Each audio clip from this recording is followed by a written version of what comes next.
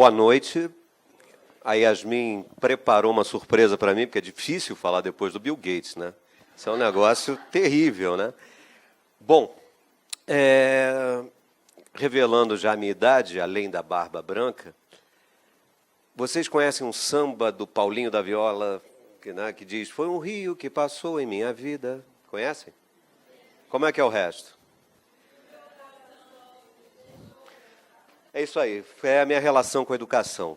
Um rio que passou na minha vida e o meu coração se deixou levar. Minha formação inicial não tem nada a ver com a educação, mas a minha aflição com relação à educação começa na escola. Eu fui do tipo de aluno que, se na minha época tivesse medicalização, eu estaria com a caixa de Ritalina no bolso agora, porque eu me chamar de hiperativo, desajustado e outras coisas. Enfim, fui trabalhar no mundo corporativo, comecei com 20 e poucos anos como executivo de uma empresa multinacional de franquias.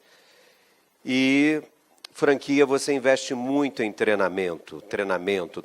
Eu ouvi essa palavra treinamento. Fui fazer um curso fora do Brasil a respeito disso, a respeito de franquia, numa universidade americana, e dentro do modelo de negócio de franquia, ouvia-se muito falar em treinamento. Bom, já estava aqui no Brasil, trabalhando numa outra empresa, um parceiro nosso investia muito em treinamento. Pô, que bacana. Vou lá ver como é que é o treinamento, porque ele falava com uma empolgação. E o pessoal tem que estar treinado, tem que ter treinamento. Uau, que delícia, né? Isso deve ser muito bom. Aí cheguei um pouco mais cedo, e o dia do treinamento, ele fazia treinamentos periódicos, né? Tinha um RH que preparava toda a estrutura do treinamento. Uau! Bom,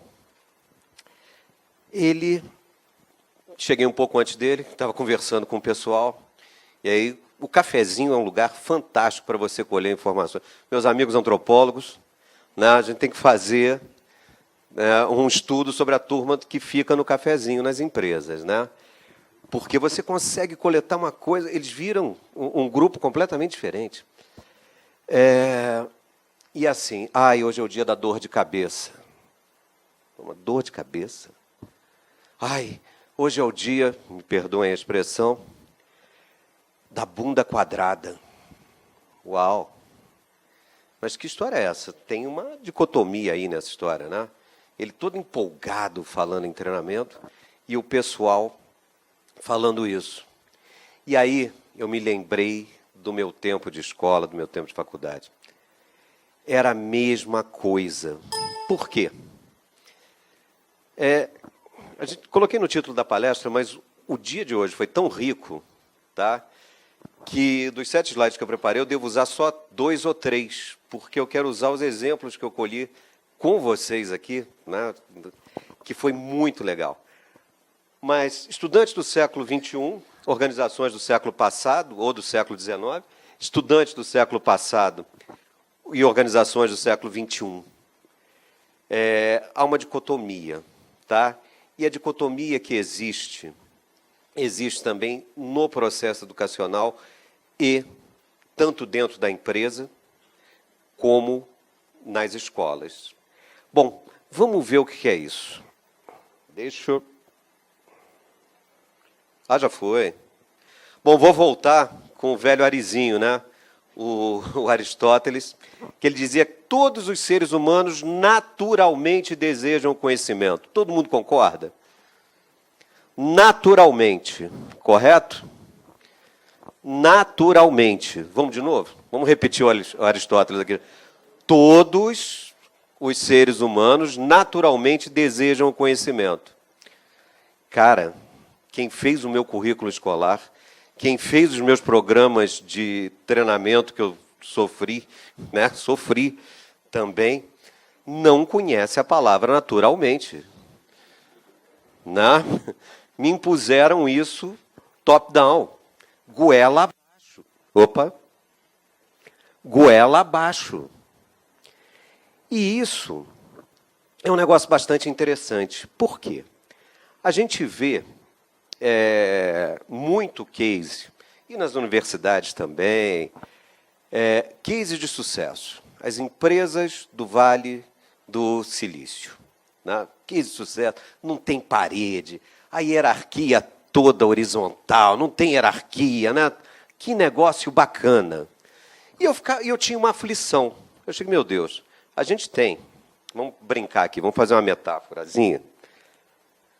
Isso aqui, essa arte é minha, tá? Foi inspirada no Saint-Exupéry, né? Aquela cobrinha do Pequeno. Quem leu o Pequeno? Eu não fiz concurso de Miss, tá? Mas eu li o Pequeno Príncipe, porque toda Miss antigamente dizia, né? Qual é o seu livro de cabeceira, o Pequeno Príncipe? Eu não li, mas eu não fiz concurso de Miss, mas eu li o Pequeno Príncipe. Vamos imaginar, vamos fazer junto aqui, uma cobra gigantesca e que ela tivesse sobre uma timeline, que ela estivesse sobre uma linha do tempo. Então, ela tem a cauda lá no século XIX, tem o corpanzil no século XX e a cabeça no século XXI. Bom, a gente tem tanto escolas, tanto modelos educacionais, que já estão com a cabeça no século XXI, já existem experiências bacanas, como algumas empresas que estão no século XXI. Entretanto, a gente também tem modelos educacionais e tem escolas que estão com o rabinho lá no século XIX, lá na meiuca do século XX, e empresas também que estão lá no século XIX, né? Tem empresas que estão no século XIX. Né? Usa uma coisa chamada trabalho escravo. Olha só. Né? A gente achou que em 1888 tivesse acabado com isso. Né? Olha que loucura. Bom, eu tinha uma aflição, então, e foi quando eu comecei a pensar em modelos educativos, de fato, dentro das corporações. Qual era a minha aflição? Você tinha uma corporação que estava chegando no século XXI, entretanto, você tinha a cabeça das pessoas que estavam ingressando nessa corporação no século XIX ou no século XX. E isso ia dar algum problema em algum momento. Beleza. É um problema que a gente consegue, de uma certa forma, contornar. Você sai de uma coisa um pouco engessada para uma coisa mais aberta. Dói menos, vai doer. Né? Todo o processo de um novo aprendizado gera um desequilíbrio até você acomodar esse conhecimento. Isso não é meu, não. Tá? Isso foi o Piaget que falou, dando crédito. Mas acontece uma coisa, e isso agora me deixa aflito. A Silvia, que está aqui, me convidou uma vez para uma roda de experiências de escolas criativas, né, de processos criativos. Existem já experiências, e vocês vão ouvir essas experiências aqui, de escolas diferentes. E, para aumentar minha carga, eu tive um encontro com os educadores do CIEA, aqui em Petrópolis, que também estão fazendo, com os meninos do Projeto Aprendiz, um trabalho diferenciado, né? Já preparando, dentro dessa visão, vamos falar do século XXI, né? Também quebrando a hierarquia, também acabando com classes, acabando com turmas. Né? Bom, aí a minha aflição aumentou. Sabe por quê? Que a gente também tem muita empresa ainda no século XX, no século XIX. E como esses jovens vão chegar nessas empresas? Que ainda com hierarquia muito pesada, ainda com paredes fechadas, né? Ainda com processos muito de cima para baixo. E aí eu comecei a pesquisar isso daí. Né? Qual o caminho que a gente vai tomar? Aonde a gente vai chegar? Deixa eu ver se eu vou usar o último slide. Tem uma outra metáfora também, que eu vou até mudar. Tem um sociólogo francês que se chama Michel Maffezoli. E ele escreveu um livrinho chamado Apocalipse. Né?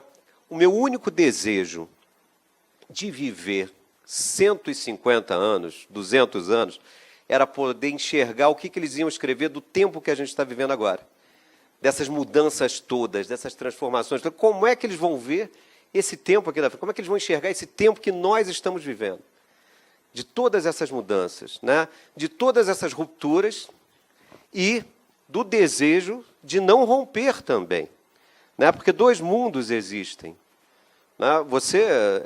A gente aprende errado na escola, né? Vou estudar agora a Antiguidade Clássica, agora a Idade Média, como se fosse assim. Agora, a partir de amanhã, virou o ano, você vira a chave, você não está mais na Antiguidade Clássica, não existem mais os deuses pagãos, agora você está na Idade Média. Não é assim.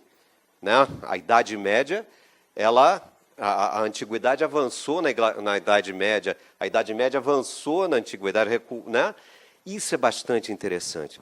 Ele usa um termo chamado Apocalipse, não é o Apocalipse bíblico, tá? Então fiquem tranquilos, a gente ainda não, o mundo não vai acabar, se a humanidade deixar.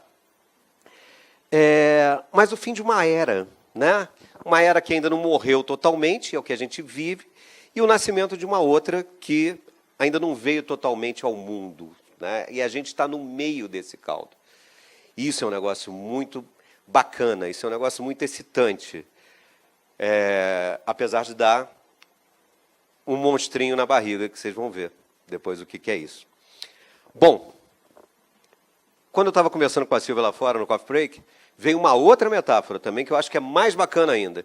Imagina o rio Amazonas desaguando no mar. Maré baixa, né? Ele está lá o rio entrando, você vê aquela mancha do rio entrando no mar, misturando com o mar. Aí a maré sobe e vem a pororoca. Imagina o mar entrando de volta, né? Rio adentro, fazendo... É esse momento que a gente vive, é essa força que a gente vive, essa mudança que a gente vive. Bom, e aí a gente fala assim, educação e treinamento. Né? Qual é a diferença? Eu acho que na escola eu recebia treinamento. Eu via meu cachorro sendo treinado, e o cara fazia um negocinho, dava um biscoitinho para ele, ele obedecia. Na escola eu fazia a mesma coisa. Né? Tocava o sinal, era o meu biscoitinho. O intervalo. Aí você tinha que pegar, zerar o HD, virava HD, opa, saí de história, estou indo para a geografia. Aí você virava o HD. Como se a vida não fosse uma coisa só. Como se tudo não fosse junto. E eu sofria com isso. As novas experiências de educação, vocês vão ver aqui na frente. Agora, a gente precisava levar isso para a empresa também. O treinamento não podia ser igual à escola. Né? Não podia ser aquela coisa, eu vou... Porque eu vou treinar as pessoas, aí tocava o sininho, aí as pessoas saíam, iam para o cafezinho, reclamavam e voltavam de lá, e depois o empresário falava assim, eu invisto em treinamento, e eles não me respondem nada. Por quê? Aí tem uns que deixam de investir. Né? Aliás, eles não dizem que investem. Eu gasto em treinamento. E eles não me respondem. Aí sabia que acontecia uma coisa, aí a gente começou a mapear. A empresa é um organismo vivo. Vivo. É um sistema orgânico feito por pessoas. O que você acha que está treinando uma parte da sua equipe? Óbvio que eu não estou falando de coisas específicas, gente, de especificidade. Ela tem impacto em toda a organização.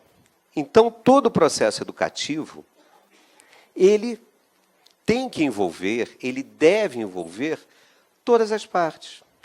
E você trabalha, e aí volta nesse modelo de educação que tenta emergir em cima do velho, aonde você trabalha com projetos, aonde você trabalha com o seu autoconhecimento, a experiência da favela, né? Olha que barato de ensinamento, de aprendizagem colaborativa que a gente tinha na favela. Não, eu sei fazer isso, eu tenho experiência nisso.